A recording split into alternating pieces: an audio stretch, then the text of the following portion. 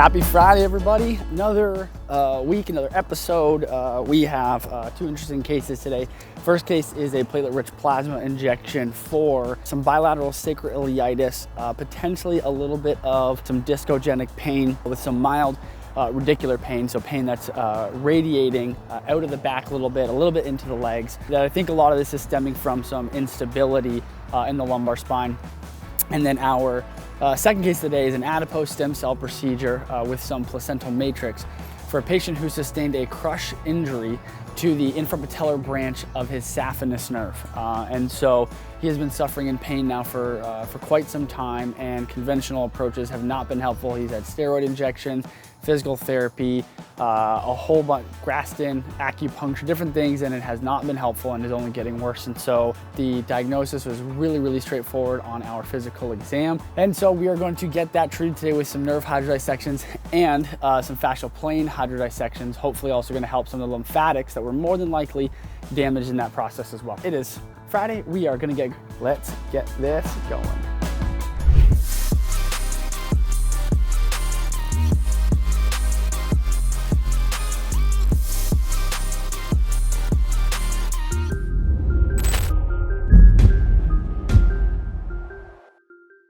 All right, everybody, we just finished up another Friday here at RP. We had two procedures today, and we actually, in this episode, we had one that was yesterday, which was a stellate ganglion block. So I'll first walk you through our procedure from yesterday, and then we'll walk through our two from today.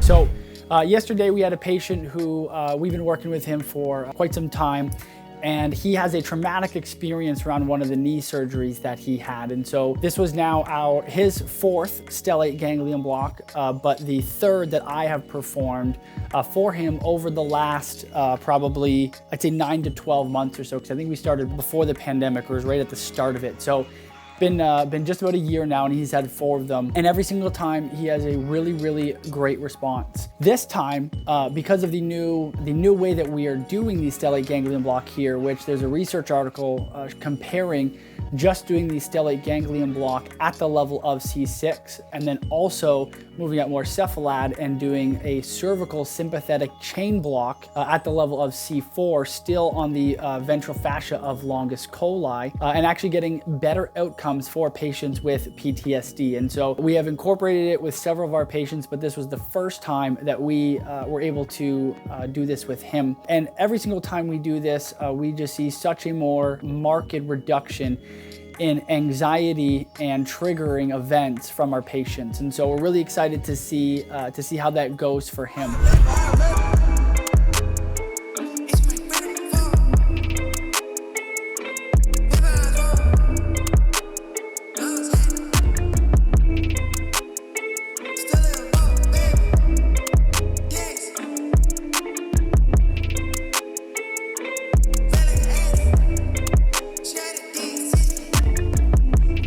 Today's procedures, Friday.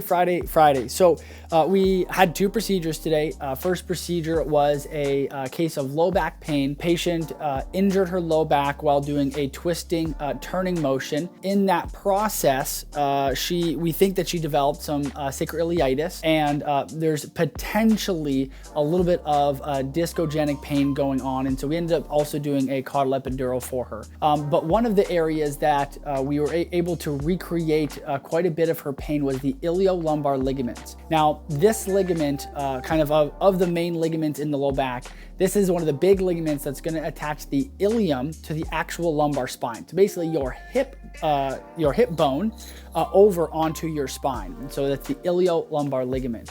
That ligament we see commonly injured in patients who have chronic low back pain, especially the patients who have failed treatments, whether it's injections or surgery for the sacroiliac joint, for the discs, for the facet joints, sometimes even for the nerves, things like that, is this iliolumbar ligament.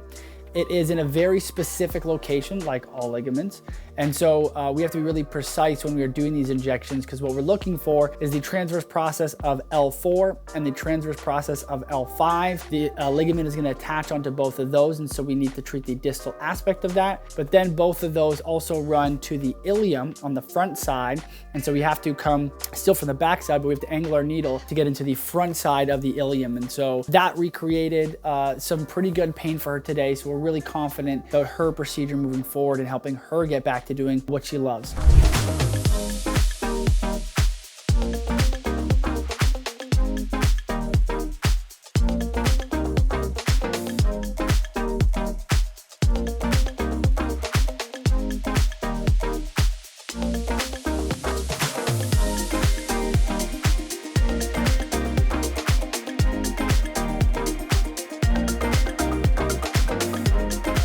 Our third and final case of the day was a really interesting case. So this patient came to us and he had a crush injury, basically a rope wrapped around his leg and caused a crush injury on his shin. Now the patient does have a past surgical history on the knee for an ACL repair. However, in the imaging and talking with the orthopedic surgeons, no damage was actually done to his ACL graft. And so that really wasn't an issue, but he was kind of left really with not many options. He was just kind of told, well, this is what it is, maybe just, give it some time. And he obviously was not happy with that, and so he came and sought out some care for us. Our physical exam was so blatantly clear for a compression injury, or what's called a neuropraxia, that has resulted in some longer-term neurogenic inflammation of the infrapatellar branch of the saphenous nerve. So the saphenous nerve is one of the terminal sensory branches of the femoral nerve. As that nerve travels down the thigh, down the leg, it gives off this branch called the infrapatellar branch of the saphenous nerve, and actually ends up being a few branches, but it gives off this branch that it's going to cover the inside of the knee. So it's going to run kind of over where the MCL and the pes anserine tendons are inserting,